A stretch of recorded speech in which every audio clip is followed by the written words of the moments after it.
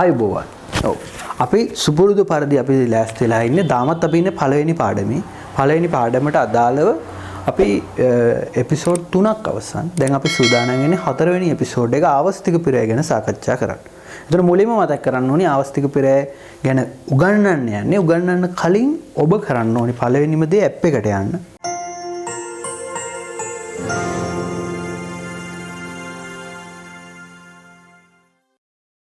App එකට ගිහිල්ලා app එකෙන් ඔබ මුලින්ම ගන්න ලෙසන් 1 එකේ එපිසෝඩ් 4 වෙනි එකට අදාළ නිබන්ධනය ඒක පිටු 3ක කොටසක් ඇත්තේ අවස්තික පිරවැයට අදාළ කොටස.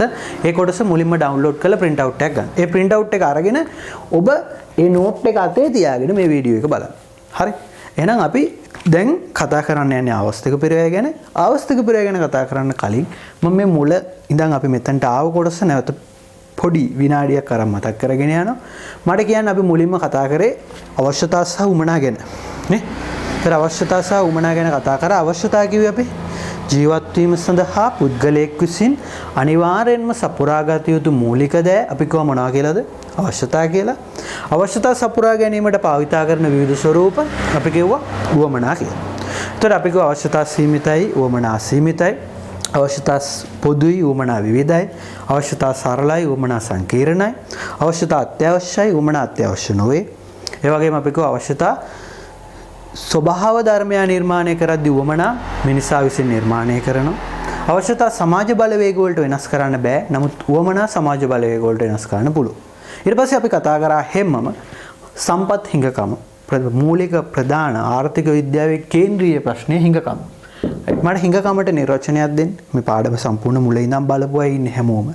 ඒ නිසා ඔය කට්ටියට මේ පාඩම පුළුවන් වෙන්න ඕනේ. මොකද අපි වීඩියෝ එපිසෝඩ් 10කින් පළවෙනිම කොටස අවසන් කරනවා. ඒ වෙනකොට ඔයාලට මේ පාඩම පුළුවන් වෙනවා. එහෙනම් හිඟකම කිව්වේ යම් සමාජයක් සතු අසීමිත උවමනාවන්ට සාපේක්ෂව එම සමාජයේ සතු සම්පත් සම්භාරය ප්‍රමාණවත් නොවීමට. ඒතර අපි මේ හිඟකමට බලපාන ප්‍රධාන හේතු දෙකයි. එක යම් දෙන ලද අවස්ථාවක සමාජයක මිනිස්සුන්ගේ උවමනා අසීමිත වීම. දෙක එම උවමනා සපුරා ගැනීමට සමාජයේ සතු සම්පත් සම්භාරය ප්‍රමාණවත් නොවේ. මේ හේතු දෙකම නිසා මොකක් ඇති වෙනවා කිව්වද? හිඟකම ඇති වෙනවා. පැහැදිලි. මේ හිඟකමත් එක්ක ළමයි ඊළඟට පොඩි කේස් එකක් ආවා. මොකද්ද? හිඟකමයි හිඟ සම්පත්වල විකල්ප භාවිත පැවතීමයි. කියන්නේ වචනේ මොකද්ද? හිඟ සම්පත්වල මොන භාවිතද?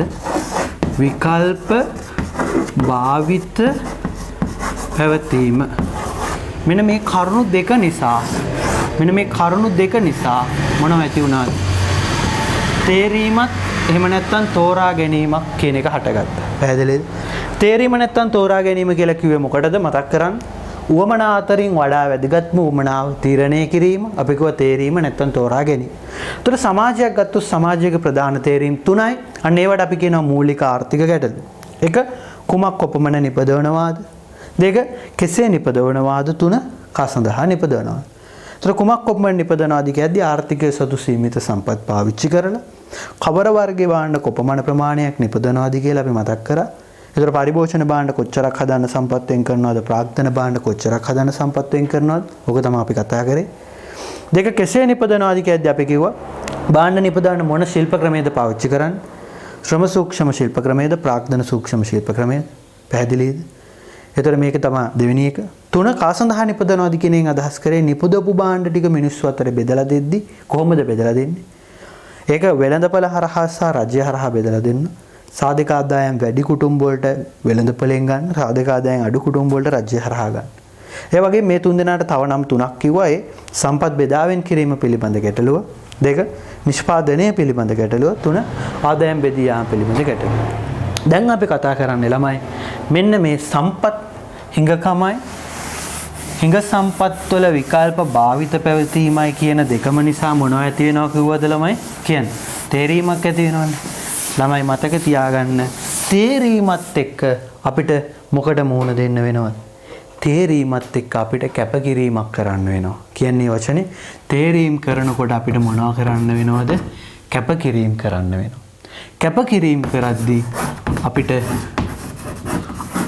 ආවස්තික පිරිවැය දරන්න සිද්ධ වෙනවා. එහෙනම් මම මේ කතා කරන්න හදන්නේ අපේ එපිසෝඩ් 4 මොන පිරිවැය ගැනද? ආවස්තික පිරිවැය ගැන.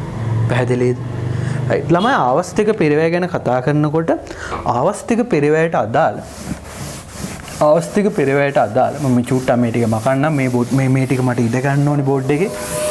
මෙන්න මේ ආවස්තික පිරිවැය දැන් මම මෙහෙම ආවොත් ඔයාලට මම මේ චූට්ටක් මේක මතක් කරන්න මේ වෙලාවේ මොකද්ද? ආවස්තික පිරිවැයක් ඇති වෙන්න බලපාන හේතුව තේරීමක් ඇති වීම. තේරීමක් ඇති වෙන්න බලපාන එක සම්පත් හිඟකම දෙක හිඟ සම්පත් වල මොන භාවිතද? විකල්ප භාවිත පැවති. හිඟකමක් ඇති වෙන්න බලපාන හේතුව උවමනා අසීමිත වීම සම්පත් සම්භාරය ප්‍රමාණවත් නොවේ. මම මේක අර එක දිගට chart එක හදාගෙන ඔයාලට පාඩම් කරන්න ලේසි වෙන්න සහ මට ඔයාලට පැහැදිලි කරලා දෙන්න ලේසි වෙන්න. දැන් මම එනවා ආවස්තික පිරිවැයට. ළමයි ආවස්තික පිරිවැය කියලා කියන්නේ මොකටද?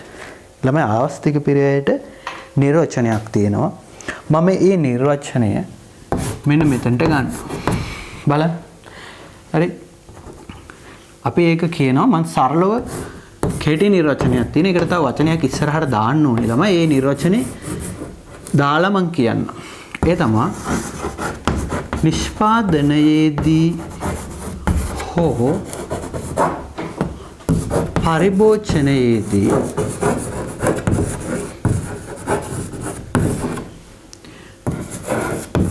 විකල්ප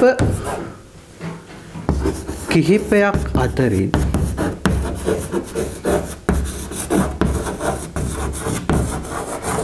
එක් විකල්පයක්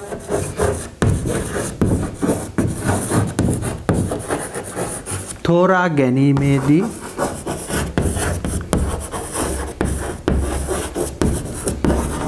ඒ වෙනුවෙන් කැපකරන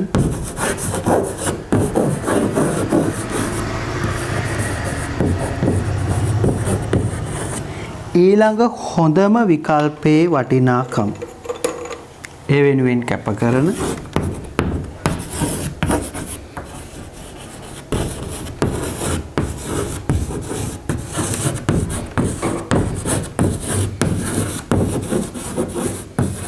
බලන්න බෝඩ් එක දිහා හැමෝ මොකද්ද ආවස්තික පිරිවැය කියන්නේ? නිෂ්පාදනයේදී හෝ පරිභෝජනයේදී විකල්ප කිහිපයක් අතරින් එක් විකල්පයක් තෝරා ගැනීමේදී ඒ වෙනුවෙන් කැපකරන ඊළඟ හොඳම විකල්පේ වටිනාකම. පැහැදිලිද? ළමයි ඕක මට මෙහෙම තේරුම් කරලා දෙන්න බෑ මේක හින්දා මේක නැති වෙනවා අරකින්ද අරක නැති වෙනවා කියලා. මම පුංචි උදාහරණයක් ගන්නම් ළමයි බෝඩ් එකට. පැහැදිලිද? ඒතකොට ඒකෙන් මම ඔයාලට පැහැදිලි කරලා දෙන්නම් මේ විදිහට. රයිට්. මම මෙන්න මේ හරියෙන් දාන්නම් උදාහරණේ බලන්න. රයිට්. රයිට්.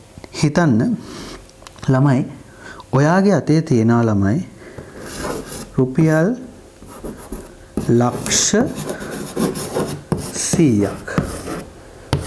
ඔයාගේ අතේ කීයක් තියෙනවද? රුපියල් ලක්ෂ 100ක් තියෙනවා. ලක්ෂ 100ක් කියන්නේ කීයද ළමයි? ලක්ෂ 100ක් කියන්නේ කීයද? කෝටියයි. හරිද? හරි. ඔයාගේ අතේ ලක්ෂ 100ක් නැති වෙන්න පුළුවන්. සමහරවිට ඔයාගේ අතේ මේ වෙනකොට රුපියලක්වත් නැති වෙන්න පුළුවන්. ඒ ගැන හිතන්න එපා. මං උපකල්පනය කරන්න කියනවා ඔයාගේ අතේ කෝටියක් තියෙනවා කියලා. පැහැදිලිද? හරි. එතකොට ඔයාගේ අතේ කෝටියක් තියෙද්දි මෙන්න අහන්න කතාව. මොකද්ද කරන්නේ මුලින්ම? මං ගාව කෝටියක් තියෙනවා කියලා පෝස්ටර් එකක් ගහගෙන රට වටේ ඇවිදිනවා. මං ගාව කෝටියක් තියෙනකොට මුලින්ම කල්පනා කරන යකෝ මේ කෝටිය තියාගෙන මම මොකද කරන්නේ? හරි. එතකොට ඔයාට තියෙනවා අන්න විකල්ප ප්‍රයෝජන. තේරුණාද? මතක තියාගන්න මේ සම්පත් හිඟකමත් එක්ක හිඟ සම්පත් වල විකල්ප භාවිත තියෙද්දි අපි මොනව කරාද ළමයි? තේරීම් කරන්නේ. පැහැදිලිද? හරි. එහෙනම් මම මෙහෙම කියන්න ඔන්න අහගන්න. අපි හිතමු මං ගාව ලක්ෂ 100ක් තියෙනකොට මට පුළුවන් මේ ලක්ෂ 100 එහෙම නැත්නම් කෝටිය BOC එකේ දාන්න. ඉතින් මම BOC දැම්මොත් එහෙම මට පොලිය වාර්ෂික පොලිය 112ක් එනවා කියන්නේ. 112. හරි. හිතන්න මම මගේ ලක්ෂ 100 ගිහිල්ලා BOC එකේ දානවා. එතකොට මට කීයක් ලැබෙනවද පොලිය? 112යි ලක්ෂ 112යි කියන්නේ පොලිය කීයද ළමයි? පොලිය ලක්ෂ 12යි. ඔන්න පළවෙනි තේරීම. පොලිය ලක්ෂ කීයද? 12යි. හරිද? අංක 2 මට පුළුවන් ඕනනම් මෙන්න මේ ලක්ෂ 100 කොහෙද කමර්ෂල් බැංක් එකේ දාන්න කමර්ෂල් බැංක් එකේ දාන්න හරි කමර්ෂල් බැංක් එකේ දැම්මොත් මට 100ක කීය පොලියක් දෙයිද හරි අපි හිතමුකෝ කමර්ෂල් බැංක් එකේ දැම්මොත් මට 114ක පොලියක් දෙනවා කියලා ඒ කියන්නේ මට ලැබෙන පොලිය ආදායම කීය 114යි කියන්නේ ළමයි මට ලැබෙන පොලිය ආදායම ලක්ෂ 14යි එහෙනම් මංගාව ලක්ෂ 100ක් තියෙනවා මට මේ ලක්ෂ 100 BOC එකේ දැම්මොත් මට 112ක පොලිය දෙනවා කියන්නේ ලක්ෂ 12ක් හම් වෙන පොලිය ආදායම විදියට එහෙම නැත්නම් මට මේක කමර්ෂල් එකේ දාන්න පුළුවන් දැම්මොත් මට ලක්ෂ කීයක්ද 14ක් හම් වෙනවා 114යි පොලිය එහෙම නැත්නම් මට මේක මාක් කරන්න පුළුවන් එහෙම නැත්නම් ආයෙ මට මේක තව මොකක් හරි බැංකුවක දාන්න පුළුවන් හරි අපිට මේක මම කොටස් වෙළඳපොලේ ආයෝජනය කරා කියලා කොටස් වෙළඳපොලේ ආයෝජනය කරොත් අපි හිතමු මේ වෙනුවෙන් වාර්ෂිකව ලැබෙනවා ලක්ෂ 11ක පොලියක් පොඩි නිකන් මම ගත්තේ ඒකේ කොටස් වෙළඳපොලේ අපි ආයෝජනය කරොත් ඒ වෙනුවෙන් අපිට යම්කිසි ප්‍රතිලාභයක් ලැබෙනවා අන ලක්ෂ 11ක් ලැබෙනවා හරි දැන් අපි අහලා බලමු ඔයා මට කියන්න ඔයා ගාව ලක්ෂ 100ක් තිබ්බනම් ඔයා මේ ලක්ෂ 100ට මොකද කරන්නේ BOC එකේ දානවද ලංකා බැංකුවේ දාලා ලක්ෂ 12ක් පොලිය ආදායමක් ගන්නවද එහෙම නැත්නම් ඔයා මේ ලක්ෂ 100 කමර්ෂල් එකේ දාලා ලක්ෂ 14ක පොලිය ආදායමක් ගන්නවද නැත්නම් කොටස් වෙළඳපොලේ අපි ෂෙයා මාකට් එකේ ඉන්වෙස්ට් කරලා ලක්ෂ 11ක ඒ ප්‍රතිලාභය ගන්නවද මොකද්ද ඔයාගේ තේරීම ළමයි ඔයාගේ තේරීම ඔයාට වැඩිම ප්‍රතිලාභ ලබා දෙන්නේ කොහෙද කමර්ෂල් දැම්මනම් ඔයාට හම් වෙන ලක්ෂ 14 වෙන්න පුළුවන් නේ හරිද එහෙනම් මෙන්න බලන්න තේරීම කියන්නේ මොකටද තේරීම කියන්නේ විකල්ප කිහිපයක් අතරින් එක් විකල්පයක් තෝරා ගන්නවා තේරීම කියන්නේ මොකටද විකල්ප කිහිපයක් අතරින් එක් විකල්පයක් මොනවා කරනවද තෝරා ගන්නවා පැහැදිලිද එතකොට අපිට මොනවා වෙනවද ළමයි අහිමි වෙනවා ළමයි අවස්තික පෙරම ඉගෙනනවද ඉගෙනුවේ නැහැ තාම නිර්වචන කිව්ව විතරයි කියන්නේ නිර්වචනේ නිෂ්පාදනයේදී හෝ පරිභෝජනයේදී මේ වචන දෙක අමාරු නම් චූට්ටක් පැත්තකට දාලා දැම්ම තියාගන්න පස්සේ අපි කතා කරමු ආයෙත් මම මෙතන ඉඳන් කියන්නම් විකල්ප කිහිපයක් අතරින් එක් විකල්පයක් තෝරා ගැනීමේදී හරි කියන්න ආයෙ පාරක් විකල්ප කිහිපයක් අතරින් එක් විකල්පයක් තෝරා ගැනීමේදී ඒ වෙනුවෙන් කැප කරන ඊළඟ හොඳම විකල්පේ වටිනාකම එහෙනම් ළමයි මංගාව තිබ්බ ලක්ෂ 100 මම කමර්ෂල් බැංකුවේ තැන්පත් කළා නම් එම තීරණේ මගේ ආවස්තික පෙර වෙන්නේ මොකක්ද මම කමර්ෂල් එකේ දැම්මනම් මට ලක්ෂ 14ක පොලියක් ලැබෙනවනේ එහෙනම් මගේ තේරීම මොකද්ද මගේ තේරීම කමර්ෂල් එකේ සල්ලි දාන එක. එහෙනම් විකල්ප කිහිපයක් අතරින් එක් විකල්පයක් තෝරා ගන්නවා. ඒ වෙනුවෙන් කැප කරන ඊළඟ හොඳම විකල්පේ වටිනාකම කියන්නේ මම කමර්ෂල් දැම්මේ නැත්නම් මම මගේ සල්ලි ටික ඊළඟට දානවා නම් දාන්නේ කොහෙද? එක්කෝ මේක දිහා බලපු ගාන තේරෙනවා කමර්ෂල් නොදැම්මනම් මම දාන්නේ කොහෙද? BOC. BOC එකේ දැම්මනම් මට හම්බ වෙනව පොලිය කීයක්ද? ලක්ෂ 12ක්. ළමයි ඊළඟ හොඳම විකල්පේ වටිනාකම කියන්නේ මෙන්න මේ ලක්ෂ 12ක පොලිය. මෙන්න මේකට තමයි අපි කියන්නේ මොන පිරිවැය කියලාද? ආවස්තික පිරිවැය. පැහැදිලිද? එහෙනම් මෙන්න මං කියලා දෙනවා කතාව. මං ගාව තියෙන ලක්ෂ 100ක මුදල මම කමර්ෂල් බැංකුවේ 14ක පොලියක් යටතේ තැන්පත් කිරීමේ ආවස්තික පෙරයය වෙන්නේ ඒ මුදල මම වෙන මොනවා හරි ආයෝජනයක යෙදුවා නම් මට අහිමි වෙන ආදායම නේද? අහිමි වෙන පොලිය ආදායම නේද? හැබැයි මම ඊළඟට දානවා නම් දාන්න හිතාගෙන ඉදියේ හොඳම දේ මොකද්ද? BOC දාන එක. නේද? ඉන්නම් ලංකා බැංකුවේ නැත්තම් BOC එකේ තැන්පත් කරා නම් ලැබෙන 112ක පොලිය ආදායම හෙවත් ලක්ෂ 12ක පොලිය ආදායම තමයි මගේ මේ තීරණේ මොන පිරිවැයද? අවස්තික පෙරය. පැහැදිලිද? එහෙනම් ළමයි ආවස්තික පෙරවැය කියන්නේ තෝරගත්තු එකටද? ඔන්න සරලව කියන්න. තෝරගත්තු එකටද ආවස්තික පෙරවැය කියන්නේ? නෑ, තෝරගත්තු එක හින්දා අතාරින්න වෙච්ච අහිමි වෙච්ච හොඳම එකේ වටිනාකම. කියන අයපාර තෝරගත්තු එක හින්දා අතාරින්න වෙච්ච අහිමි වෙච්ච ඒ වගේ හොඳම එකේ වටිනාකම. එහෙනම් මම කමර්ෂල් දැම්ම නිසා මට අහිමි වුණා BOC දාන්න තිබ්බ අවස්ථාවයි ෂෙයා මාකට් එකේ දාන්න තිබ්බ අවස්ථාවයි. මේ දෙකෙන් හොඳ මේක මොකද්ද? මේක. අන්න ඒක තමයි මගේ මොන පිරිවැය වෙන්නේ? අවස්ථික පිරිවැය වෙන්නේ. පැහැදිලිද? එහෙනම් නිර්වචනය කරනවා කියන අයපාරම් මාත් එක්ක විකල්ප කිහිපයක් මේ වචනේ ඉස්සරහට මේක දානවා.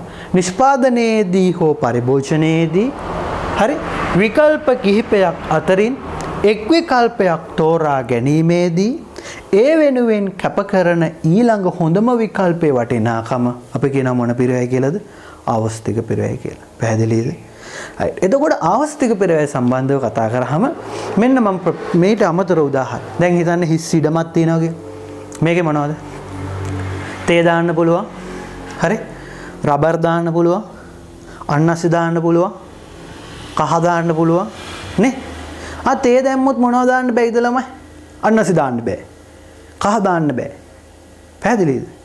පුළුවන්ද බැයිද? අන්න එහෙම ප්‍රශ්නයක් එනවනේ.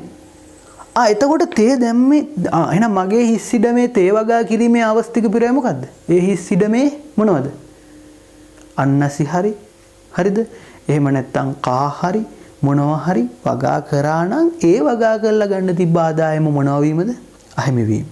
පැහැදිලිද? තේරුණාද? ගෙදරට ෆ්‍රිජ් එකක් ගේනවා. මොකක්ද ඒකේ අවස්තික පිරවැය? ගෙදරට මොනවා ගේන්න තිබ්බ අවස්ථාව අහිමි වීමද?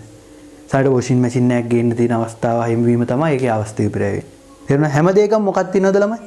අවස්තික පිරවැයක් තියෙනවා. අපි නොදන්නව වුණාට හැම දෙයකම අවස්තික පිරවැයක් තියෙනවා ළමයි. හැම තේරීමකම අවස්තික පිරවැයක් තියෙනවා. පැහැදිලිද? ඕල ඒ ලෙවල් ඉවරෙච්ච ගමන් කල්පනා කරනවා මොකද්ද? හරි එක්කෝ කැම්පස් යන්න සිලෙක්ට් වුණා නම් කැම්පස් යනවා. එහෙම නැති වුණොත් ජොබ් එකක් කරනවද? මුලින්ම කල්පනා කරන්නේ. මෙහෙම නැත්තම් මම එක්ක බාහිර උපාධියක් කරනවද? වෙන ඩිග්‍රී එකක් කරනවද? හරි. එන්නේ ඒ වගේ අන්න ඒ වගේ මොකක් හරි දෙයක තේරීමක් කරද්දී මේ හැම එකම මොන පිරිවැයක් තියනවද ළමයි? අවස්තික පිරවැයක් අනිවාර්යයෙන්ම මොන වෙනවද? තේනවාමයි. පැහැදිලිද? එහෙනම් ඔන්න අවස්තික පිරවැය. දැන් ඔය අවස්තික පිරවැයට බලපාන්න. අවස්තික පිරවැයක් ඇති වෙන්නේ මොකක් නිසාද? තේරීමක් නිසා කියලා දන්නවනේ. එහෙනම් මේ විදිහට පස්සර කතා කරගෙන ගියොත් මේකට හේතු ටික හොයන්න පුළුවන්. හරි අවස්තික පිරවැය ගැන කතා කරද්දී ළමයි විශේෂිත වෙච්ච කරුණු කීපයක් තියෙනවා. මම එන්නේ ටික මුලින්ම ගන්න පැත්තකට බෝඩ් එකට. right. මොකද්ද ළමයි අවස්තික පිරවැය සම්බන්ධයෙන් තියෙන විශේෂිත කරුණ? ඔන්න පළවෙනි කරුණ. බලමු බෝඩ් එක දිහා. මම මේක මකන්න. අවස්තික පිරවැය සම්බන්ධයෙන් කතා කරන්න පුළුවන් විශේෂිත කරුණු වල පළවෙනි එක තමයි ආවස්තික පිරවැය මොන සංකල්පයක්ද? ඔන්න අංක 1. ආවස්තික පිරවැය මොන සංකල්පයක්ද? ආත්මගත සංකල්පයකි.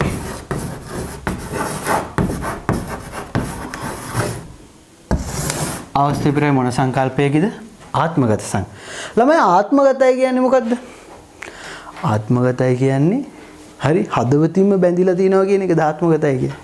හරි මගේ මුළු ආත්මයම මගේ මුළු හදවතම ඔයාට දුන්නා වගේ කියන්නේ. ආත්මගතයි කියන එකෙන් අදහස් කරන්නේ ළමයි ඒක තමුන්ට ආවේනිකයි. එහෙම නැත්නම් මම මේකට කියන්නම් තව වචනයක් පුද්ගල බද්ධයි. මොන බද්ධයිද? පුද්ගල බද්ධයි. පැහැදිලිද? එතකොට මේ ආවස්තික පිරවැය ආත්මගත සංකල්පයක් එහෙම නැත්නම් පුද්ගල බද්ධ සංකල්පයක් කියලා අපි පැහැදිලි කරලා දෙන්නේ. මම අර කලින් ගත්ත උදාහරණේ ඔයාලට මැකුවා නමුත් මතක ඇති. ඒ කියන්නේ ඔයා ගාව තිබ්බ මොන 100ද? ලක්ෂ 100. ඔයා කොහෙද දැම්මේ? BOC.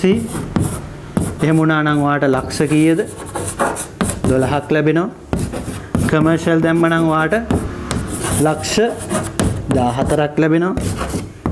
හරි කොටස් වෙළඳපොලේ දැම්මම ලක්ෂ 11ක් ලැබෙනවා. එහෙමනේ කිව්වේ. ඔයා තෝරගත්තේ කොහෙද දාන්නද? කමර්ෂල් දාන්න. ඔයාගේ ආවස්තික පිරවැය මොකද්ද? BOC.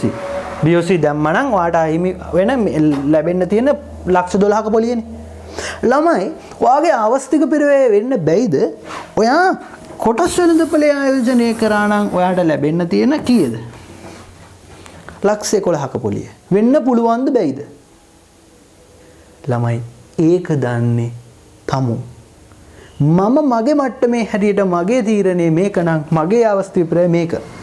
සමහරවිට ඔයාගේ තීරණය මේක වෙලා ඔයාගේ අවස්තික පිරවේ මේ කොටස් වෙළඳපොලේ දාපු දැන් මනම් ගන්න තිබ්බ පොලිය වෙන්න බැයිද? පුළුවන්. ළමයි කියලා දෙන්න අහගෙන ඉන්න. හිතන්න. මම පුංචි රූපයක් ගන්න.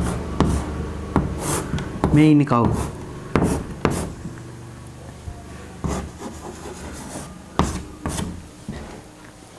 වැඩි හිතන්න එපා. මේ ඉන්නේ ලස්සන කොල්ලෙක්. අපි තුමු අවුරුදු 27ක විතර කොල්ලෙක්. අවුරුදු 27ක අවුරුත් මේක බලනවත් දන්නේ නැහැ. සාමාන්‍යයෙන් දැන් මේ උසස් පෙළ ඉගෙන ගන්න ළමයිනේ මේක බලන්නේ. හරි අපි බලමුකෝ. මේ ඉන්නේ අවුරුදු කීයක කොල්ලෙක්ද? 27ක කොල්ලෙක්. කොල්ලෙක් කියන එකේ තේරුම මොකද්ද ළමයි? කොල්ලෙක් කියන්නේ කොණ්ඩේ ඉදිලා නැති. එහෙමද? කොල්ලෙක් කියන එකේ තේරුම තමයි මොකද්ද? බැඳලා නැහැ. අවිවාහකයි. හරි? නීත්‍යානුකූලව විවාහ වෙලා නැහැ. හරි. දැන් සාමාන්‍ය අවුරුදු 25 26 පෙන්නාම ළමයි අපි දන්න දෙයක් තියෙනවා. ගෙදරින් කියනවා ඉක්මනට බැඳහම්. ඔහොම ඉන්න එපා. හරි? අපිත් අම්මලා තාත්තලා කියනවා අපිත් කවදා හරි මැරෙනවා. අපිත් දරු සුරතා බලන්න ඕනමනේ කියන්නේ. ඕගොල්ලන්ට කවදා හරි දවසක තේරෙයි. ඕගොල්ලෝ මේ කාලයට එනකොට මේ වයසට එනකොට ඕගොල්ලන්ට දැනෙයි. හරි? මේ ප්‍රශ්න වලට මුහුණ දෙන්න වෙනවා. ඒ නිසා මතක තියාගන්න මං වාට අද දැන් වාට දෙයක් කියන්නම්. අවුරුදු 27 දී විතර ගන්න ඕනේ තීරණේ 19 දී හිම අරගෙන බෙල්ල කපාගෙන මැරෙන්න වගේ දේවල් කරන්න යන්න එපා. හරි? ඒ හින්දා මේව හොඳට කල්පනා කරලා බලලා හිතලා බලලා ගන්න ඕනේ තීරණයක්. හරි දැන් අපි මේ අවුරුදු 27ක කොල්ලෙට්ට එනවා ළමයි විවාහ යෝජනා 3ක්. ගෑල් ළමයි 3 දෙනෙක් ඔන්න බලන්න මේ පළවෙනි ගෑල් ළමයා ඔන්න ඒ කියන ගෑල් ළමයා. ඔන්න ගෑල් ළමෙක් කියලා හිතන්නකො එච්චරයි මට. මේ ඉන්නේ දෙවෙනි ගෑල් ළමයා. හරි? B. පේනවනේ? හරි? මේ හරියට කැමරාව ගන්නකො චූට්ටක් zoom කරලා. මේ ඉන්නේ තුන්වෙනි ගෑල් ළමයා. මම මේක zoom කරන්න කිව්වම ඔයගොල්ලෝ කල්පනා කරන්න එපා සර් මේක ගෑල් ළමයිද පිරිමි ළමයිද කියලා බලන්න කිව්වා කියලා. නෑ ළමයි මෙන්න දැන් මෙන්න 27 කොල්ලා ඌට එනවා විවාහ යෝජනා 3ක්. ඔන්න A කියන ගෑල් ළමයා, B කියන ගෑල් ළමයා, C කියන ගෑල් ළමයා. මෙන්න ගෑල් ළමයි තුන් දෙනා. සාමාන්‍යයෙන් ළමයි දැන් මෙහෙම එකක් තියෙනවනේ නේ. අපි දැන් බඳින්න නම් යන්නේ කෙල්ලෙක් හොයා ගන්න නම් යන්නේ. මොනවද තියනවද ළමයි? ඈ? බලන්න එපා. මොනවා බලන්න ඕනේද? සුදුසුකම් බලන්න ඕනේ. හරිද? හරි මං ගන්නල් ළමයි කීයක් තියෙනවද? 3ක් ගන්නම් කොන්න. ඔන්න බලන්න ඈ. මොනවා 3ක් ගන්න. එක තමා මොනවා වෙන්න ඕනේද ළමයි? කෙල්ලෙක් ගන්නකොට කල්පනා කරන්න. ලස්සන වෙන්න ඕනේ. පාර ගෙනියන්න පුළුවන් වෙන්න බෑනේ. පළවෙනි එක ලස්සන වෙන්න ඕනේ. දෙවෙනි එක මොකක්ද ළමයි? අංක 2. දෙවෙනි එක අපි ඔය කොච්චර කිව්වත් ළමයි මොනවා වෙන්න ඕනිද? උගත් වෙන්න ඕනි. උගත්කම. හරි? සාමාන්‍යයෙන් ඉතින් අපි කොච්චර කිව්වත් නෑ ලස්සන කොච්චර තිබ්බා ලස්සන කණ්ඩද මෝඩ පහේව ගන්න එපා ළමයි කවදාවත්. ඊට පස්සේ තුන්වෙනි එක තමයි හරි ඔය කොච්චර කිව්වත් සමහර කොල්ලෝ කියනවා හරි මට ඔයාගේ කිසි දෙයක් එපා. මට ඔයාට තියෙන ආදරය වෙනුවෙන් මට ඔයා වෙනුවෙන් කරන්න බැරි දෙයක් නෑ මගේ රත්තරන්. හරි? ඒ කියන්නේ ඒ මිනිස්සයා ඔයා ඉන්නවා නම් මට වෙන මුකුත් එපා. ඔයාගේ මුකුත් දේවල් එපා. ඔයාගේ ඉඩ කඩන් ගෙවල් දොරවල් යාන වාහන එපා. ඒ කියන්නේ ළමයි ඒ කියන්නේ අර උඩු හිතයි යට හිතයි දෙක තියෙනවානේ. අර උඩින් කියන දේ නෙමෙයි යටින් කියන්නේ. අපරාධි මට අරක බැඳනනම් අරක තියෙනවනේ කියලා හිතනවා. එහෙනම් මතක තියාගන්න මොකෙක් හරි කියනවා නම් මට මේව එපා කියලා ඒක බොරු කතාවක්. ඒ නිසා තුන්වෙනි එක සල්ලි තියෙන්න ඕනේ. සරල කතාවක්. එහෙනම් ඔන්න දැන් මේ අවුරුදු 27 කොල්ලට විවාහ යෝජනා 3ක් එනවා. A කියන ගෑල් ළමයා, B කියන ගෑල් ළමයා, C කියන ගෑල් ළමයා. එතකොට මම දැන් මෙන්න මේක පොඩ්ඩක් පිළිවෙලකට හදන්න ඔන්න නිර්ණායක තුන මොනවද? ලස්සන වෙන්න ඕනේ. පාර ගෙනියන්න පුළුවන් වෙන්න ඕනේ. දෙක මෝඩර්න් නොවිටියක් ඉගෙනගෙන තියෙන්න ඕනේ සාමාන්‍යයෙන්. යමක්කම තේරෙන්න ඕනේ. සල්ලි තියෙන්න ඕනේ. සල්ලි නෑ කියන එක නෙමෙයි අදහස. සල්ලි කියන එක තියෙන්න ඕනේ. හරි ඔන්න පළවෙනි එක. පළවෙනි ගෑන් ළමයා. හරි මම මේකට නම් ඔන්න නිමල් නෑ. නිමලා හරි කමලා දයාවති ඔන්න ගෑල් ළමයි තුන් දෙනා. හරි හිතන්න එපා වැඩි. ඔන්න පළවෙනි එක්කෙනා. ළමයි ලස්සන අතින් අංක 1. උගත්කම අතින් අංක 1. දැන් මේක කියනකොට කොල්ලන්ගේ පපුව ගැහෙනවා. යකෝ මම මේ කොයිකට අයිති වෙයිද කියලා. හරි බලන් ඉන්නකො මේක කියලා ඉවරෙනු. හරි එක ලස්සන අතින් අංක 1. දෙක උගත්කම අතින් අංක 1. මේ කියන නිමලා කියන ගෑන් ළමයා. හැබැයි සල්ලි වලින් අංක 3 ළමයි. සල්ලි නෑ දුප්පත්. මේ තමයි රවංක ප්‍රේමය කියන එක කොල්ලන්ගේ මතුවෙනවා නම් ඔන්න ඔය වගේ එකක් වෙන්න ඕනේ. දෙක කමලා ළමයි ලස්සන අතින් අංක 1. සල්ලි වලනුත් අංක 1 කියන්නේ සල්ලිත් තියෙනවා. හැබැයි ළමයි මෝඩයි. අංක 3 උගත්කම ඇති. හරිද? right. අපි බලමු තුන්වෙනි එක්කෙනා දයාවති. මේ කවුද? මෙයා සල්ලි වලින් අංක 1. උගත්කමිනුත් අංක 1. හැබැයි මෙයා ලස්සන නෑ ළමයි පාර ගෙනියන්න බෑ. හරි මම අහන ප්‍රශ්නේ අවුරුදු 27 කොල්ලා ඔබ වුණා නම් ඔබ තෝරගන්නේ නිමලාද කමලාද දයාවතිද? හරි මේක කල්පනා කරන්න උඹලට පැයක් විතර යයි. හරි අපි කල්පනා කරලා හරි දැන් හිතන්නකෝ මම කියලා. හරි මමත් තාම විවාහක ඉන්න මමත් මේ පිළිබඳ තීරණයක් ඔබට දෙන්න. හරි අපි හිතමු මේ ළමයි දැන් අපි හිතමු හරි දැන් අපි හිතමු මෙහෙම ඔන්න දැන් ওই තීරණයට මූණ දෙන්න බෑනේ. හරි අපි හිතමු වයස අවුරුදු 27ක කොල්ලෙක් මේ ප්‍රශ්නෙට මූණ දුන්නාම යකෝ මෙයා ගත්තොත් සල්ලි නෑ. මෙයා ගත්තොත් උගත්කම නෑ. මෙයා ගත්තොත් ලස්සන නෑ. මොකද? හරි අපි හිතමුකෝ මේ කියන අහිංසක කොල්ල තීරණය කරනවා මෙන්න මේ කෙල්ලව බඳින්න. ඒ කියන්නේ ලස්සන අතින් තියෙනවා ලස්සනක් තියෙනවා උගත්කමක් තියෙනවා හැබැයි මොනව නැද්ද ළමයි? සල්ලි නෑ. ළමයි මං අහන ප්‍රශ්නේ මේ කොල්ල තෝරගත්තේ පළවෙනි ගෑන් ළමයා නම් මේ කොල්ලගේ ආවස්තික පිරිවැය කමලාද දයාවතිද? ප්‍රශ්නේ ළමයි මේ කොල්ලගේ තීරණේ මේක පළවෙනි ගෑන් ළමයා. එහෙනම් මේ කොල්ලගේ මොකද්ද?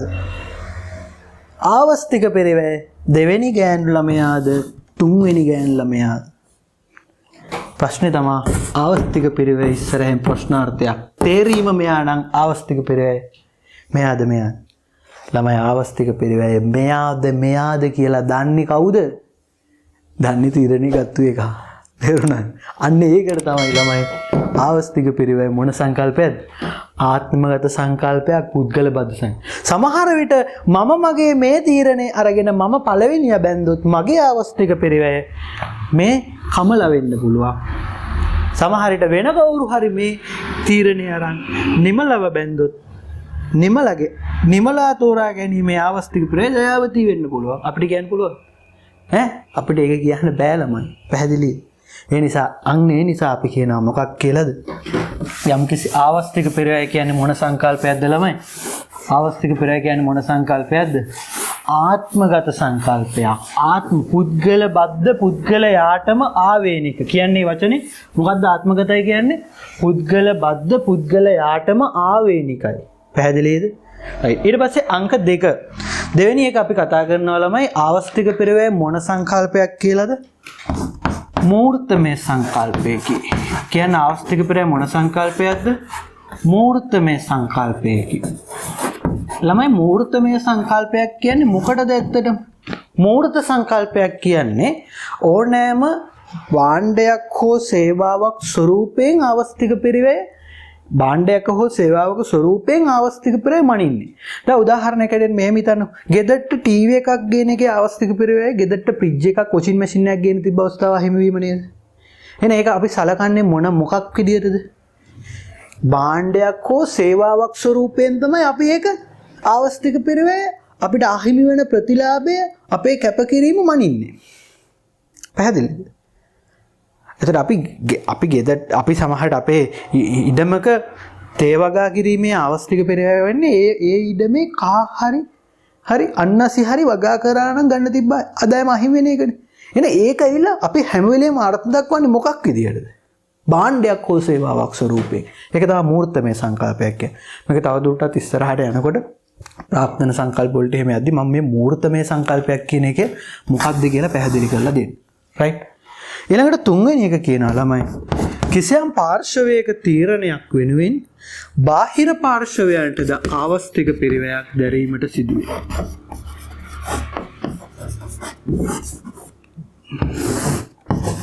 මොකද්ද මේ බාහිර පාර්ශවයන්ටද ආවස්තික පිරිවැයක් දැරීමට සිදුවේ කියන්නේ?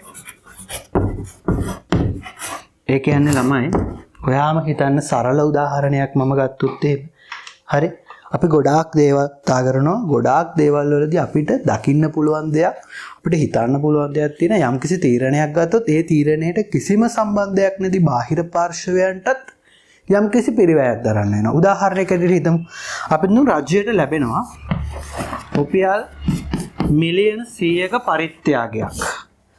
රජයට ලැබෙන රුපියල් මිලියන 100ක පරිත්‍යාගයක් මුදල් ලැබෙනවා කියන්නේ. ඒක රජය ඒකෙන් හරි කර්මාන්ත ශාලාවක් හදන්න හිතනවා. ඒ කියන්නේ ෆැක්ටරි එකක්. ඇඟලුම් කර්මාන්ත ශාලාවක් හරි මොකක් හරි හදන්න හිතාගෙන ඉන්නවා. එහෙම නැත්නම් රජය මොකද්ද? විදුලි බලාගාරයක් හදන්න හිතාගෙන ඉන්නවා. හරිද? එහෙම වෙන්න. එහෙම නැත්නම් රජයට පුළුවන් ළමයි කර්මාන්ත ශාලාවක් විදුලි බලාගාරයක් එහෙම නැත්නම් මහා මාර්ගයක්. රජයේ කර්මාන්ත ශාලාවක් හදන්න පුළුවන් මේ මිලියන 100 දවලා විදුලි බලාගාරයක් හදන්න පුළුවන් මහා මාර්ගයක් හදන්න පුළුවන්. රජයට මේ අවස්ථා තුනම මොනවා කරන්න පුළුවන්ද? යොදා ගන්න පුළුවන්. හැබැයි මේ තුනෙන් එකයි යොදා ගන්න පුළුවන් තුනම තියෙනවා. අපි හිතමු රජය තීරණය කරා කියලා මොන බලාගාරයක් හදන්නද මේ මිලියන 100න් විදුලි බලාගාරයක්. ඒ විදුලි බලාගාරය හදන්නේ ඔය ඉහළ කඳුකර ප්‍රදේශයක හරි කන්ද දියැලක් එක්ක එනවා මෙන්න මේ වගේ අපිට මේ විදිහට දියැලක් තියෙනවා කියලා කන්දත් එක්ක ඒ දියැල වැටෙන හරිය මේ කන්දේ මිනිස්සු සාමාන්‍ය ජනතාව ජීවත් වෙනවා කියලා හිතමුකෝ අපි මේ වගේ පැත්තක මෙදි මේ දියැල හරස් කළා මෙතන හදනවා ළමයි විදුලි බලාගාරය කඳුකර ප්‍රදේශයක. පැහැදිලිද? එතකොට මේ විදුලි බලාගාරය හදද්දි රජය අනිවාර්යයෙන්ම මොනා කරන්න ඕනද? මේ වෙනකොට දැනට පදිංචි වෙලා ඉන්නවා නම් යම්කිසි පිරිසක් මේ ප්‍රදේශවල ඒගොල්ලෝ මොනා කරන්න ඕනද? ඉවත් කරන්න ඕන. පැහැදිලිද? අපි දැන් මේ කට්ටිය මේවෙන් ඉවත් කළා తాවකාලිකව මේගොල්ලන්ට මොනවා හරි විසඳුමක් හරි දීලා මේගොල්ලෝ මෙතන ඉවත් කරා කියලා. හරි. එතකොට මේගොල්ලන්ට මෙහෙම දෙයක් තියෙනවා. මේ තීරණයට කිසිම සම්බන්ධයක් තියනවද මේ අහිංසක දුප්පත් මිනිස්සු මේ අවට ප්‍රදේශවල ජීවත් වෙච්ච මේ සාමාන්‍ය මේ වගේ ප්‍රදේශවල පොඩියට ජීවත් වෙච්ච මිනිස්සුන්ට මේ කිසිම සම්බන්ධයක් නැහැ. හැබැයි ඇත්තටම රජය ගත්තු මේ තීරණේ හින්දා මේකට කිසිම සම්බන්ධයක් නැති බාහිර මිනිස්සුන්ට මොනවා වෙලා වෙනදා වගේ නිදහසේ ඉන්න බෑ. හරි. වෙනදා වගේ කාලා බීලා සාමාන්‍ය සතුටින් ඉන්න බෑ. ළමයින්ට පාඩම් කරන්න නිදහසක් නැහැ. මේ මෙතන නෙමෙයිනේ තමුන්ගේ තැන නෙමෙයිනේ ඉන්නේ වෙන කොහේ හරි තැනකනේ. හරි. අන්න ඒව තමයි මේ බාහිර පාර්ශවය දරන පිරිවැය කියලා අපිට අදහස් කරන්න වෙන්නේ. මේ තීරණේ හින්දා මේ තීරණයට කිසිම සම්බන්ධයක් නැති බාහිර පාර්ශවයට පිරිවැයක් දරන්න වෙනවද නැද්ද? වෙනවා. තව උදාහරණ නැද්ද? හරි. හිතන්න ඕගොල්ලන්ගේ ගෙදර මෙහෙම තියනවා නම් ඕගොල්ලන්ගේ ගෙදර ඉන්න මීටර් 100ක්වත් මෙහෙන් ඉස්කෝලේ තියෙනවා. හැම පාරකම අලුත් අවුරුද්දට ජනවාරි 1 වෙනිදාට අනිවාර්යයෙන්ම මොනවද තියෙනවද? මියුසිකල් ෂෝ එකක් තියෙනවා. හරිද? අවුරුදු 30ක් තිබ්බොත් මියුසිකල් ෂෝ එකක් තියෙනවා. හරි. ඒ ඔයා හිතන්න ඔයා ගෙදර පාඩම් කරනවා කියලා. එතකොට ඔයාට මේක බාහිර කරදරයක් වෙන්නේ නැද්ද? ඔයාගේ ගෙදර ඔයා පාඩුවේ ඉන්නකොට ඔයාට අර සංගීතේ කරදරයක් වෙන්නේ නැද්ද? ඉතින් ඒ සංගීත සංදර්ශනයේ නරඹන්න ඔයා නොගියට ඔයාට ඒ සද්දය ඇහෙනවා. තව දේවල් තියෙනවා. හරි. ඔයා දන්නවා. හරි සමහර ලාවට ඕගොල්ලෝ දන්නේ නැති වුණාට හරි පවුල් වල. දැන් අපි හිතමු කවුරු හරි මිනිහෙක් සල්ලි වියදම් කරලා රුපියල් 2000 3000ක් වියදම් කරලා බොනවා කියලා. හරිද? එතකොට මේ මිනිහයාගේ සල්ලි වලින්ම රුපියල් 3000ක් විතර වියදම් කළා. හරිද? මේ මිනිහයා මත්පැන් බෝතලයකුත් අරගෙන බයිටුත් අරන් බොනවා. හරි.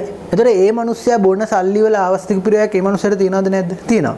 ඒ සල්ලි වලින් ගෙදරට හාල් හරි මොනවා හරි ගෙනියන්න තිබ්බ අවස්ථාව හිමි වෙනවා. හරි මේ මිනිහයා බිව්වහම ඒකට කිසිම සම්බන්ධයක් නැති බාහිර පාර්ශවයන් දුක් විඳින්න ඕනිද නැද්ද? ඈ බීලියර්ලා යකා රණ්ඩු කරනවා ගෙදර බඩු පොලේ ගහනවා කෑ ගහනවා සින්දු කියනවා නටනවා වමනේ දානවා මාර ප්‍රශ්න ඕවා. එතකොට ඒකට කිසිම සම්බන්ධයක් නැති බාහිර පාර්ශවයන්ට පිරිවැයක් දරන්න වෙනවද නැද්ද? පිරිවැයක් දරන්න වෙනවා. අන්න ඒක තමයි බාහිර පාර්ශවයන්ටත් අවස්ථික පිරිවැයක් දරන්න වෙනවා කියලා කියන්නේ. පැහැදිලිද? ඊළඟ එක ළමයි අවස්ථික පිරිවැය ශූන්‍ය වන අවස්ථා පවතී. right මම අර බෝඩ් එක මකලා ගත්තේ මට මේක පැහැදිලි කරන්න ඕන නිසා අවස්ථික පිරිවැය ශූන්‍ය වන අවස්ථා තියෙනවා. ළමයි අවස්ථික පිරිවැය ශූන්‍ය වෙනවා කියන්නේ අවස්ථික පිරිවැය නැහැ. අවස්ථික පිරිවැය ශූන්‍ය වෙන අවස්ථා තුනක් තියෙනවා. right අංක 1 බලමු මොකක්ද කියලා. පළවෙනි එක තමයි නොමිල භාණ්ඩ පරිභෝජනයේදී නොමිල භාණ්ඩ පරිභෝජනය කරද්දී අවස්ථික ප්‍රයක් නැහැ කියලා තමයි කියන්නේ. නොමිල භාණ්ඩ කියන්නේ ළමයි අපිට ස්වභාවිකව ලැබෙන හරි ස්වභාවිකව ලැබෙන අසීමිත ශූන්‍ය මිලකදී පවා අසීමිත සැපයුමක් දක්නට ලැබෙන භාණ්ඩ. මේවා තියෙන විශේෂත්වය අපිට මේවා නිකන්ද ලැබෙන්නේ ළමයි. අපිට මේවා නිකන් කියන්නේ සල්ලි වලට නැතුව නිකන් දෙනවා කියන එක අදහස නෙමෙයි නොමිල භාණ්ඩ කියන්නේ. නොමිල භාණ්ඩ කියන්නේ අපිට ස්වභාවිකව ලැබෙනවා. මේවා සම්පත් සංයෝග වීමක් වෙලා තියෙනවද ළමයි? මේවා සම්පත් සංයෝග වීමක් වෙලා නැහැ. හරි. හිරු එළිය, වැසි ජලය, පිරිසිදු වාතය ඕව මොනවද? නොමිල භාණ්ඩ. පැහැදිලිද? එතන මේවා අවස්ථීය පරිවැයක් තියෙනවද? නැහැ. මම මෙහෙම කියන්න. ළමයි ඔයා මට මෙන්න මේකට මේ chart එකට ඇවිල්ලා මේක රිවර්ස් කරන්න මාත් එක්ක. මේක රිවර්ස් කරොත් කොහොමද එන්නේ? ආවස්තික පරිවැයක් ඇති වෙන්න නම් මොනවද තියෙන්න ඕනිද? තේරීමක් තියෙන්න ඕන. තේරීමක් තියෙන්න නම් සම්පත් හිඟකමයි හිඟ සම්පත් වල මොන භාවිතයිද? විකල්ප භාවිත පැවතීමයි තියෙන්න ඕන. ඊළඟට හිඟකම ඇති වෙන්න නම් උවමනා අසීමිත වෙලා සම්පත් සම්භාරය මොනවා වෙන්න ඕනේද? ප්‍රමාණවත් නොවෙන්න ඕන. තේරුණාද?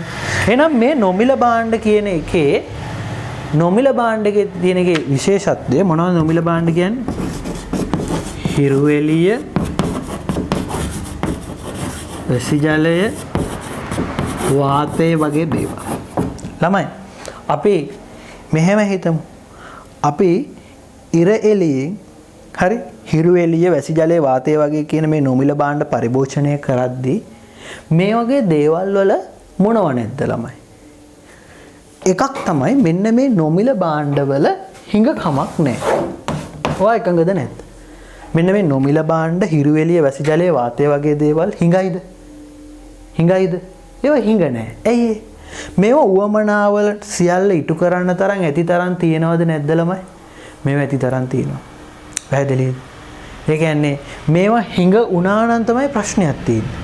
හිඟ වුණා නම් මේවා මොනා කරන්න ඕනිද? තේරීම් කරන්න ඕනි. තේරීම් කරද්දි මොන පරිවැයක් ඇති වෙනවද? අවස්ථි පරිවැයක් ඇති. දැන් උදාහරණයක් ඇටියට හිතන්න. ඔයා ගෙදර ඉර එළිය වැටෙනකොට හිරු එළියෙන් මොනවා කරනවද? රෙදි වේලනවා. හිරු එළියෙන් රෙදි වේලනකොට ළමයි ඒකේ ආවස්තික පරිවැයක් තියෙද? මොකද ප්‍රශ්නයක් ඕක. ඔයා හිරු එළියෙන් රෙදි වේලද්දී ආවස්තික පරිවැයක් තියෙනවද? නැහැ. ඒකට හේතුව ළමයි හිරු එළිය කියන්නේ නොමිල භාණ්ඩයක්. ඒවා ඇතිතරම් තියනවද? තියෙනවා. ඒවා හිඟ වුණා නම් තමයි ප්‍රශ්නේ. මොකද මේක මෙහෙම කියන්නම්කො මම. ඔයා ඉර එළියෙන් රෙදි වේලනකොට ඉර එළියෙන් රෙවි වේලනවා. හරිද? සෝලර් පැනල් වැඩ කරනවා. හරිද? මේ හිරු එළියෙන් වෙන දේවල්. එතකොට ඔයා හිරු එළියෙන් රෙදි වේලනකොට සෝලර් පැනල් එක වැඩ කරන්නේ නැතුව යනවද? අල්ලපු ගෙදර එක්කෙනා ඇවිල්ලා කියනවද මේ අමුසල රෙදි වනන්න එපා අමුසල රෙදි වනුවා අපේ රෙදි වෙන්නේ නැහැ කියලා. අපේ රෙදි වේලෙන්නේ නැහැ කියලා කියනවද? එහෙම කියන්නේ. හරි අනිත් පැත්තට ළමයි වී වේලන බිම දාලා තියනවා නම් ඕවා රෙදි වේලුවාම වී වේලෙන්නේ නැහැ කියලා කවුරුවක් කියනවද? නෑ ඒව අසීමිත සැපයුමක් තියෙනවා. ඒවේ හිඟකමක් තියද? නෑ. මතක තියාගන්න ළමයි මේ නොමිල භාණ්ඩ වල මොන කමක් නැද්ද? හිඟකමක් නැහැ. හිඟකමක් නැහැ කියන්නේ අනිවාර්යයෙන්ම මොනව නැද්ද? තේරීමක් නැහැ. තේරීමක් නැහැ කියන්නේ මොනව නැද්ද? ආවස්තික පිරිවැයක් නැහැ. එහෙනම් නොමිල භාණ්ඩ හෙවත් හිරු එළිය වැසි ජලයේ වාතය වගේ දේවල් පරිභෝජනය කරද්දී ආවස්තික පිරිවැයක් තියනවද? නැහැ. අංක 2 දෙවෙනි එක විකල්ප භාවිත නොමැති හිඟ සම්පත් භාවිතයේදී. මොකද්ද? විකල්ප භාවිත නොමැති හිඟ සම්පත් භාවිතයේදී. මේ විකල්ප භාවිත නොමැති හිඟ සම්පත් භාවිතයේදී කිව්වහම උදාහරණයක් මම දන්නම් ජෙනරේටරයක්. එහෙම නැත්නම් විදුලි ජනක යන්ත්‍රයක් කියලා කියනකොට. ළමයි ජෙනරේටරේ හිඟ සම්පතක් කියලා මම කලින් කිව්වා නේද? හිඟකම ගැන කියද්දි තේරීම ගැන කියද්දි. මොකද ජෙනරේටර් ඇති තරම් නැහැ. හරි. ඒවා සම්පත් සංයෝග වෙලා තියෙනවා. ජෙනරේටරේ හිඟ සම්පතක් වුණාට ජෙනරේටරේ පාවිච්චි කරන්නේ මොකටද ළමයි? විදුලිය උත්පාදනයට විතරයිනේ. අර මම කිව්වා වගේ ජෙනරේටරෙන් අර ෆෝන් එකෙන් කරනවා වගේ සින්දු ආන්න, ෆිල්ම් බලන්න, වීඩියෝ බලන්න ඒව පුළුවන්ද? බෑනේ. එහෙනම් ජෙනරේටරේ හිඟ සම්පතක් වුණාට ජෙනරේටරේ මොන භාවිත නැද්ද? විකල්ප භාවිත නැහැ. ඒ නිසා ජෙනරේටරේ මොනව නැද්ද? තේරීමක් නැහැ. ඒ නිසා ජෙනරේටරේ භාවිතයේදී මොන පිරිවැයක් නැද්ද? අවස්තික පිරිවැයක් නැහැ. ඇත්තම කිව්වොත් එහෙම ඔය කියන ජෙනරේටරේ ඔරලෝසු කණුව, කුම්මානේ, ගල් අඟුරු ආකාරයක් ඔන්න ඔය වගේ දේවල් එකකවත් විකල්ප භාවිත නොමැති හිඟ සම්පත් යටතේ අපිට ගන්න පුළුවන් අවස්තික පිරිවැයක් නැහැ කියලා. පැහැදිලිද? රයිට්. එහෙනම් අන්තිම තුන්වෙනි එක මොකද්ද ළමයි?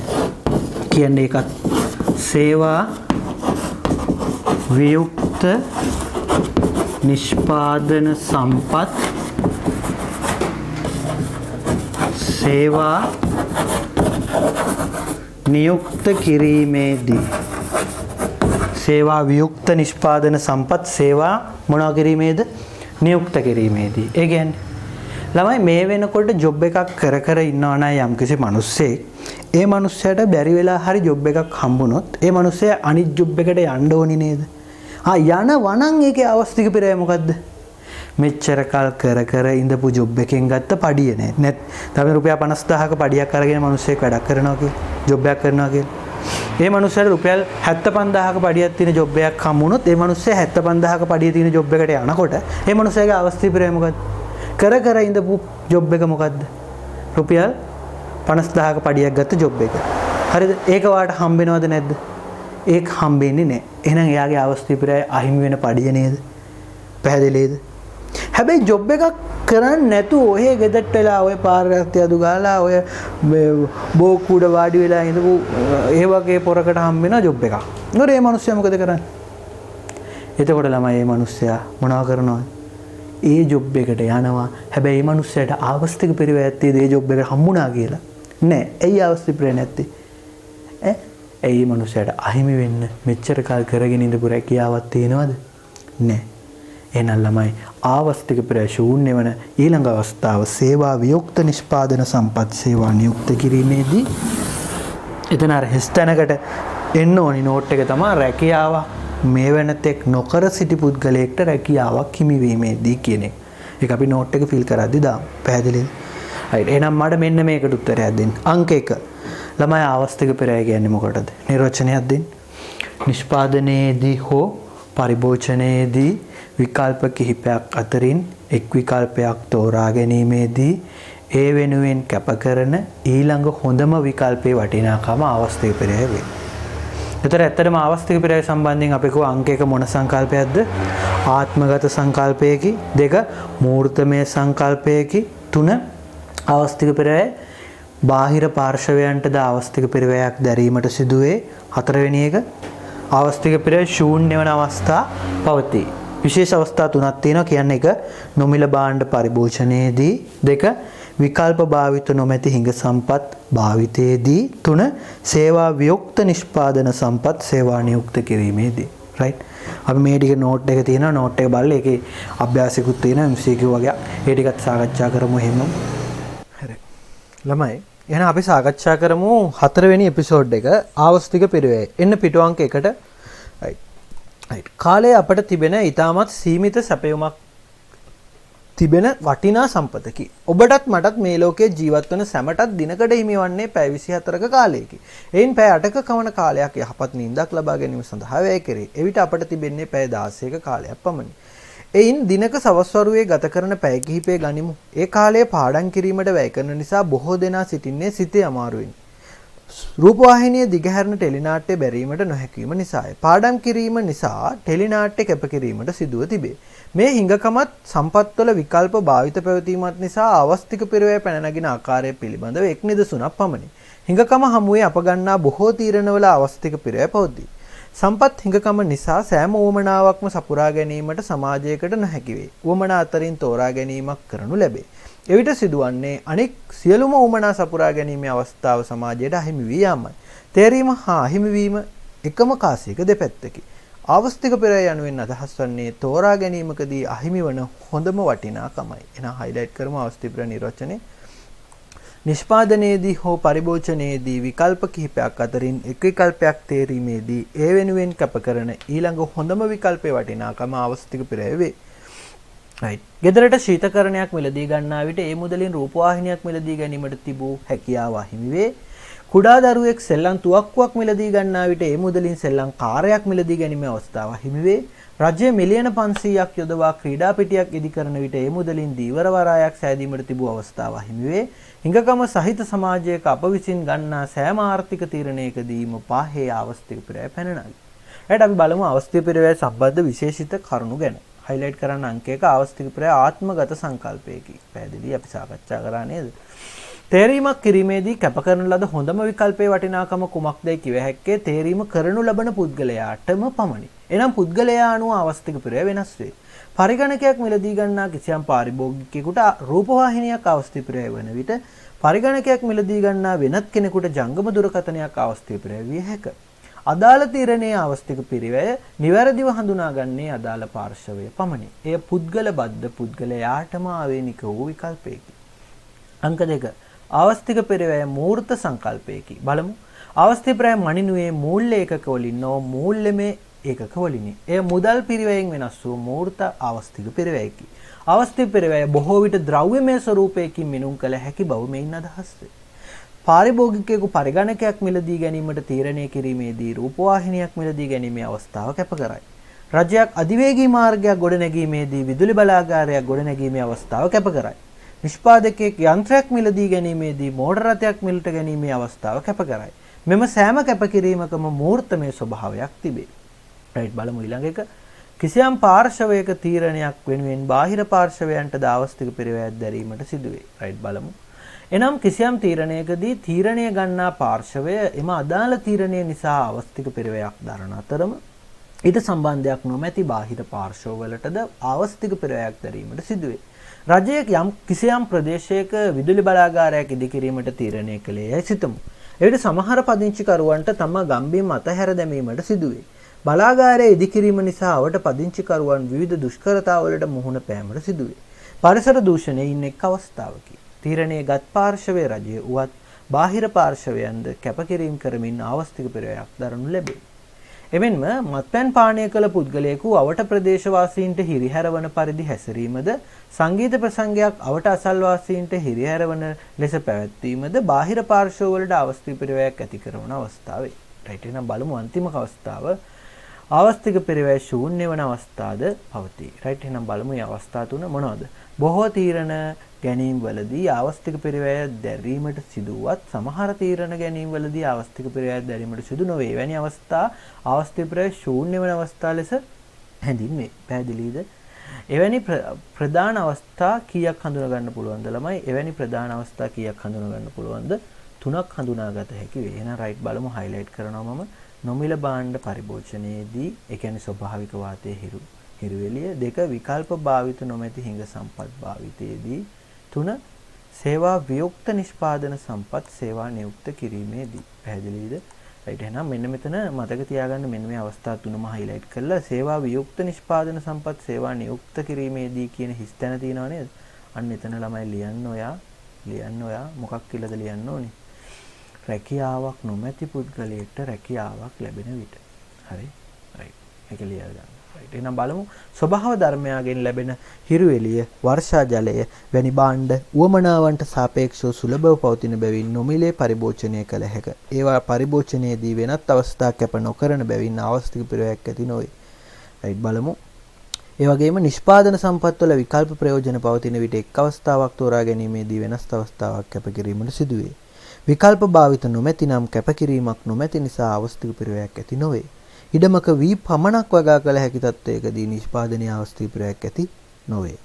කිසියම් නිෂ්පාදන කටයුත්තකදී තිබෙන සම්පත් වෙනත් භාණ්ඩයක් නිපදවීමට භාවිතා කරන්නේ නම් අවස්ථික පිරවැයක් ඇති වේ. නමුත් නිෂ්පාදන කටයුත්තක යොදා නොගත් සම්පත් භාවිතා කර භාණ්ඩයක් නිපදවන විට වෙනත් භාණ්ඩයක් අහිමි නොවේ. එම නිසා සේවා වියුක්ත සම්පත් නිෂ්පාදනයට භාවිතා කිරීමෙන් අවස්ථික පිරවැයක් ඇති නොවේ. මේ තුනේම තියෙන ළමයි මොනවද?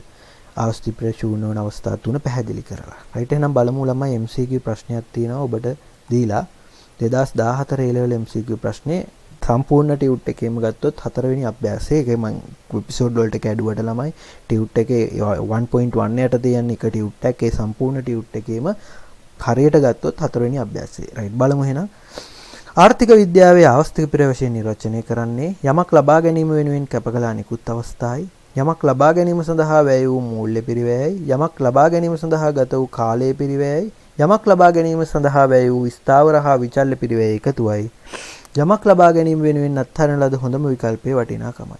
ළමයි උත්තරේ එහෙනම් තෝරගත්තු එක නෙමෙයි තෝරගත්තු එක නිසා හිමි වෙච්ච හොඳම විකල්පේ වටිනාකම. එහෙනම් අවස්ථික පිරවැයට ගන්නේ පස්වෙනි උත්තරේ. අභ්‍යාස අංක 4 පළවෙනි ප්‍රශ්නෙට උත්තරේ 5. පැහැදිලි. ඒත් එහෙනම් නිබන්ධරේ අවසානයේ ළමයි. ඒත් අපි එහෙනම් ඊළඟ එපිසෝඩ් එක පස්වෙනි එපිසෝඩ් එකෙන් හමු වෙමු.